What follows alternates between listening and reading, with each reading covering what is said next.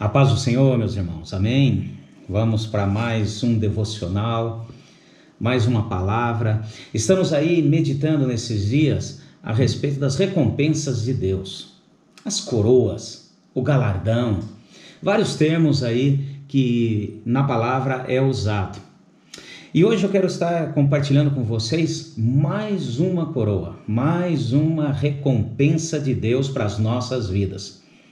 Pega comigo aí 1 Tessalonicenses, vamos juntos, 1 Tessalonicenses, no capítulo 2, logo no início, capítulo 2, eu quero ler com vocês os versos 19 e 20.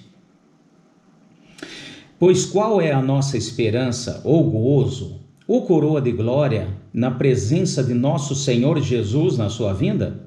Não sois vós? Na verdade, vós sois a nossa glória e o nosso gozo. Amém.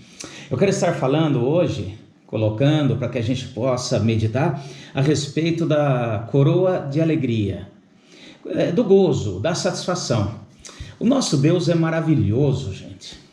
Não deixará que nenhuma frustração possa prevalecer.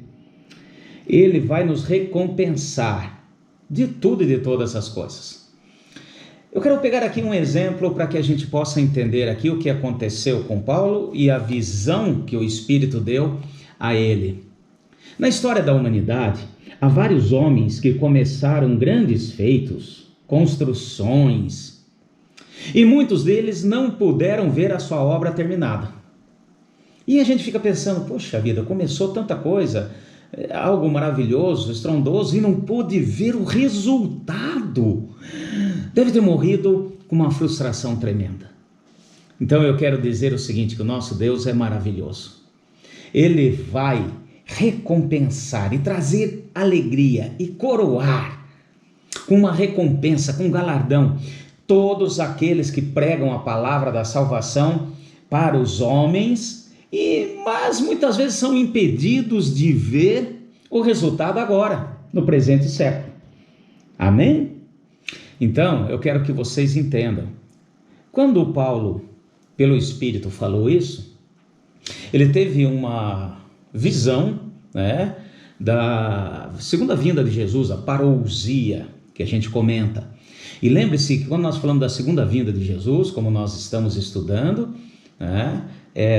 desde o arrebatamento da igreja, a noiva com o noivo, tudo que irá acontecer, o tribunal de Cristo, até que volte para o início do milênio. Então, nessa carta, só para a gente entender um pouquinho e trazer para a nossa realidade.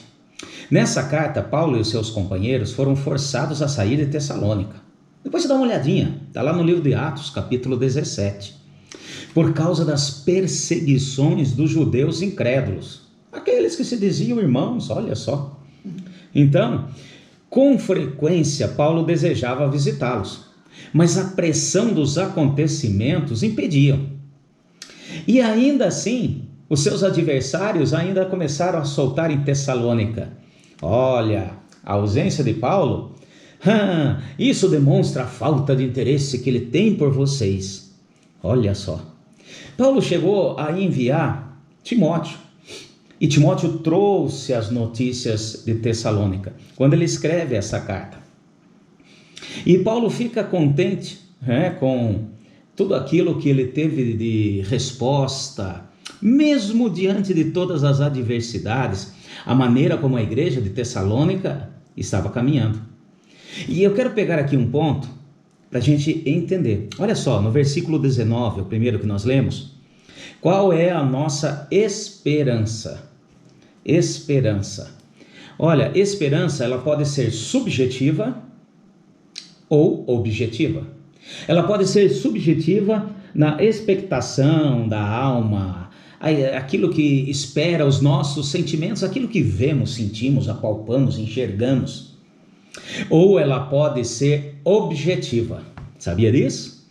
Quando a nossa esperança está na palavra do Senhor, porque Ele não é homem para mentir, nem filho do homem, para que não cumpra com todas as suas promessas e as suas palavras. Então a palavra de Deus é imutável, e é o que está em foco aqui.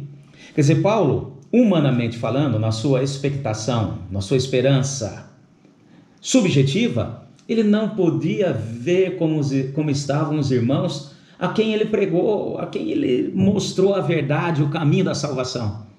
Porém, Deus mostrou para ele uma outra esperança objetiva. Falou: Paulo, fica tranquilo. Friso meu, tá, gente? Quando você estiver comigo na eternidade, você vai poder enxergar e ver que nenhum dos seus, aqueles a quem você pregou, e vai poder se alegrar e ver que houve resultado. Oh, glória! E essa palavra é para nós. Quer receber essa coroa da alegria? Entenda que nós fazemos a nossa parte, pregar, ministrar, falar. O resto, deixa que Deus faz. Se não enxergarmos hoje, enxergaremos na eternidade, na presença do Senhor. Ele não vai nos deixar frustrados. Oh, glória! Ele não vai deixar nenhum dos seus assim: puxa, será que deu resultado? Aquela minha vizinha ao lado que eu preguei tanto, será que ela converteu? Ai, será que... Nós veremos, para que nenhuma frustração fique diante da esperança objetiva de Deus. Aqui Paulo, ele simplesmente sentiu aquilo que um profeta lá atrás também tinha enxergado. Vai comigo rapidinho, só para nós terminarmos. O profeta Isaías, olha só que interessante. Isaías capítulo 55. Eu quero pegar 2 versículos, depois se você puder ler em casa. Esse capítulo 55, olha, é pérola de Deus. Olha só que interessante, o versículo 10. Assim como desce a chuva e a neve dos céus, e para lá não retorna, mas rega a terra, e faz produzir e brotar, e dar semente ao semeador, e pão aos que comem, assim será a palavra que sair da minha boca, diz o Senhor. E não voltará para mim vazia, mas fará o que apraz, e prosperará naquilo que a enviei. Oh, glória! Aqui o Senhor, falando com o profeta Isaías, estava dando aqui uma injeção de ânimo, novamente uma esperança objetiva. Estava falando: Isaías, fique tranquilo, meu filho. Fale, abra seus lábios, deixa a minha voz fluir pelos teus lábios, porque a minha palavra nunca voltará vazia. E é isso que nós vamos receber. Todos aqueles que pregam, ensinam, ministram a verdade única e verdadeira de Deus, não será frustrado. Nós vamos ser recompensados. Olha que Deus maravilhoso, gente. Não é como aqueles que muitos, como eu disse aqui, reis e grandes homens da história da humanidade que construíram, fizeram e talvez morreram frustrados por não ver o resultado daquilo que eles fizeram. Nós veremos, seremos recompensados, e não há alegria maior do que aquela que vem do Senhor. Vamos tomar posse em nome de Jesus. Amém? Então fica aqui mais uma coroa. Estamos quase terminando.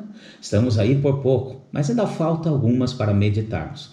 Eu quero desejar a paz do Senhor e que essa alegria do Senhor, que excede todo entendimento, esteja sobre a sua vida nesse dia. Amanhã estaremos de volta com mais uma meditação em nome de Jesus. Fiquem todos na paz do Senhor.